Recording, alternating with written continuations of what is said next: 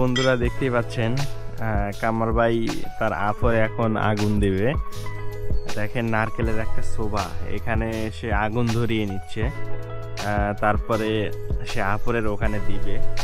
তো আমরা একটু ওয়েট করি, দেখি কাজটা সে কিভাবে করে।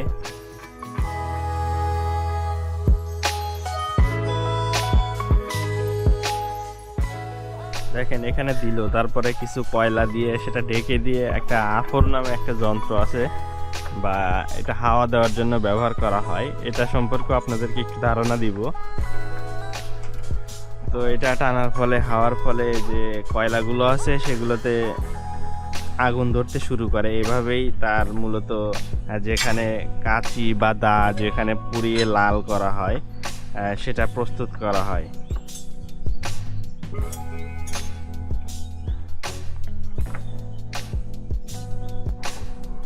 তো বন্ধুরা দেখতেই পাচ্ছি আমরা ধীরে ধীরে আগুনের শিখা উপর দিকে উঠছে, লাল লাল একটা ভাইব দেখা যাচ্ছে। কৃষি প্রধান বাংলাদেশে এক সময় লাঙ্গল ও গরুর হাল চাষ ছাড়া কৃষি জমি প্রস্তুতের কথা চিন্তাই করা যেত না। কিন্তু কালের পরিক্রমায় হারিয়ে গেলেও বাংলার এই অতীত ঐতিহ্য গরুর হাল চাষ এখনো টিকে আছে। এগুলো মূলত ঘাস কাটার টিলারের ফাল, অর্থাৎ পাওয়ার টিলার, সেগুলো দিয়ে ঘাস কাটা হয়। এখন ঘাস কাটার সিজন চলতেছে, তো এটাই সে রিপেয়ার করার জন্য, পুনরায় ধার দেওয়ার জন্য। দেখেন বন্ধুরা, এটা হেসেলের মধ্যে দিল, এটাকে গরম করবে, তারপরে হাতুড়ি দিয়ে এটাকে পুনরায় ঠিক করার জন্য কাজ করবে। তো বন্ধুগণ আপনাদেরকে একটু দেখাই। দেখেন এখানে আফর দিয়ে কাজ করা হয়, অত এখানে বাতাসের খেলা, অর্থাৎ এখানে থেকে এই মেশিনটা থেকে ধীরে ধীরে বাতাস ওখানে যায় এবং কয়লাগুলোকে বাতাস দেওয়ার কারণেই মূলত কয়লাগুলো থেকে আগুন বের হয়। তো আসলে এখানে বিভিন্ন বাসের বা ট্রাকের যে টিউ আছে, সে টিউটা এখানে ব্যবহার করা হয়েছে। ভিতরে ফাঁকা জায়গা, এখানে 3টি কাঠ আছে, উপরে একটি কাঠ, মাঝখানে একটি কাঠ, নিচে একটি কাঠ। তো নিচের কাঠ থেকে যখন এইটা দিয়ে তারা টানতেছে, দেখেন একটু দেখাই নেই আগে। তো এইটা দিয়ে যখন তারা টানতেছে, তো এইটা উপর নিচ হয়। এটা উপর নিচ হওয়ার কারণে একটা ফুটো জায়গা আছে, ওখান থেকে হাওয়া ঢোকে। তো সেই হাওয়াটা ধীরে ধীরে নিচ থেকে উপরে উঠতে থাকে এবং এইটার ভরে সেটা আবার এখান দিয়ে ধীরে ধীরে এই আফরের এই হেসেলের এখানে যাচ্ছে। তো এখানেই এভাবেই ধীরে ধীরে আগুন বেশি হয়, ধীরে যত টানা যায়, যত জোরে এটা টানা যায়, তত বেশি আগুন হয়।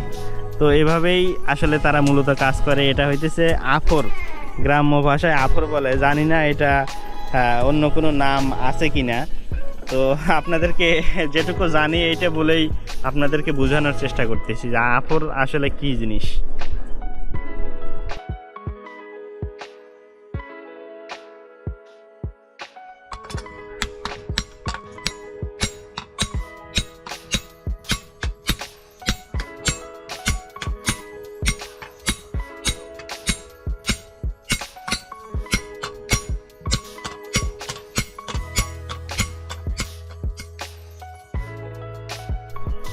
তো গাইস দেখতেই পাচ্ছেন এখানে একটি কোদাল, স্পেড যেটাকে বলা হয় কোদাল, মানে মাঠে কাজ করার জন্য কৃষকরা ব্যবহার করে থাকে। তো সেটাই আজকে সকালবেলা নাকি কেউ একজন নতুন করে রিপেয়ার করতে বা ধার করতে দিয়ে গেছে। তো সেটাই দেখেন বাইরে বেরিয়ে করছে কামার ভাই। তো বন্ধুরা দেখতেই পাচ্ছেন এক চাচা, উনি কাঁচি ধার কাটার জন্য এসেছে। তো কামার ভাইকে দিবে। আসলে কাঁচি কিভাবে ধার কেটিয়ে দেয় সম্পূর্ণটাই আজকে আপনাদেরকে দেখাবো। যে চাচা কাঁচি নিয়ে এখানে আসছে, তার সাথে একটু কথা বলি। চাচা কেমন আছেন? ইনশাআল্লাহ ভালোই আছি বাবা। তো এখানে কাঁচি নিয়ে আসলেন, ধার কাটাবেন? কাশি নিয়ে এলাম বাবা, ধার কাটাবো, মানে চড়ায় গাছ হয়েছে তো বাবা, গাছ মাসগুলো একটু সাফ করা লাগবি।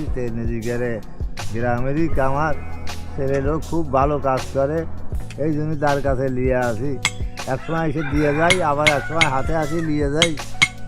সে ভালো কাজ করে বাবা।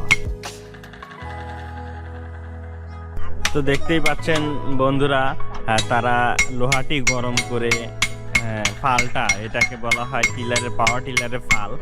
সেটা গরম করার পরে তারা দুই ভাই দেখেন দুই পাশ থেকে হাতুড়ি দিয়ে এটাকে পিটিয়ে পিটিয়ে রিপেয়ার করার চেষ্টা করছে।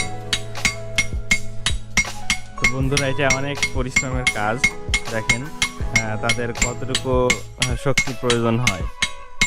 আর যেটার উপরে পিটানো হচ্ছে এটা হচ্ছে রেল লাইনের একটি পাত। এগুলোই তারা কাজে ব্যবহার করে থাকে। চাষা যে কাঁচিটি নিয়ে আসছে, ওনার কাঁচি ধার দেওয়া শুরু করবে। আগে ঘষা মাজা করে মুখটা পাতলা করবে, তারপর অন্য একটা শ্রেণী দিয়ে সেটাকে ধার দিবে। তো বন্ধুগণ, আমরা দেখতে থাকি। তার হাতে আমরা একটি ইরাদা দেখতে পাচ্ছি। সেই ইরাদা দিয়ে ধীরে ধীরে ঘষে ঘষে সেই কাঁচির যেটা মুখ আছে ওটাকে পাতলা করবে, তারপরে ওখানে ধারগুলো ফুটিয়ে তোলা হবে। আর যে কাঁচিগুলো নতুন, একদম সম্পূর্ণ নতুন বানানো হয়েছে, সেটাকে তারা গ্লাইন্ডার মেশিন দিয়ে দেখেন ধীরে ধীরে কি সুন্দর করে চকচকে এবং সেই কাঁচির যে মুখ সেটাকে পাতলা করে তুলছে। গ্লাইন্ডার দিয়ে সব কাজ সম্পূর্ণ করা যায় না, এজন্যই তারা হাতের সেই রেদা ব্যবহার করে। তো আমরা দেখতে পাচ্ছি এখন সেই গ্লাইন্ডার দিয়ে ঘষা কাঁচিকে রেদা দিয়ে আবার সুন্দর করে ঘষে ঘষে মুখ পাতলা করবে।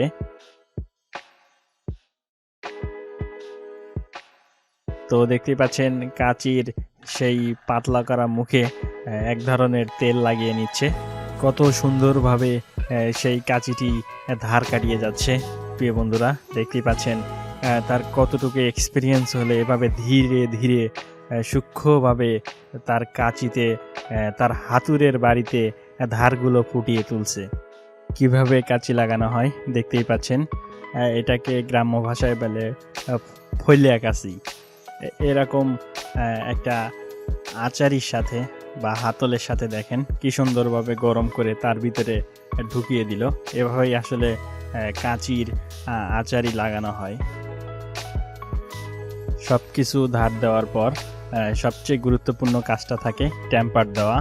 এই টেম্পারের সাথেই ধার বেশি দিন থাকা না থাকার একটা সম্পর্ক থাকে। তো দেখতেই পাচ্ছেন কাঁচিকে এভাবে পুড়িয়ে পানির ভিতরে ডুবিয়ে দিচ্ছে। যে কোনো ধরনের দা, ছুরি, কোদাল সব কিছুই এভাবে টেম্পার দেওয়া হয়। বিশেষ করে কাস্তে, এই কাছ থেকে একদম সম্পূর্ণ পানিতে চুবিয়ে ফেলা হয়। বাট অন্য অন্য কাস্তে বা কোদাল, ছুরি এগুলোকে হালকা চুবিয়ে বিভিন্নভাবে আসলে লোহা বুঝে বা ধার সেটার বিষয় বুঝে সুন্দরভাবে টেম্পার দেওয়া হয়। আমার হাতে যে জিনিসটি দেখতে পাচ্ছেন এটাকে বলা হয় পাগলা বা ফাগলা, এরকম কিছু। আসলে গ্রাম্য ভাষায় এটাই বলে থাকে। এটা দিয়ে মূলত বাইম জাতীয়, ইল জাতীয় যে সমস্ত মাছগুলো আছে, বাইম মাছ, ইল মাছ, গোচই মাছ, সেগুলোকে মারা হয়। এগুলোকে বাঁশের সাথে বেঁধে কাদামাটি যেখানে থাকে ওখানে ফেলে টানা হয়। তো টানার ফলে গোচই মাছ, বাইম মাছ এগুলো এই সামনে যে দুটো কাঁটা আছে এর সাথে আটকে যায়। এভাবেই এই মাছগুলোকে ধরা হয়। এটাকে আসলে মূলত বলে পাগলা।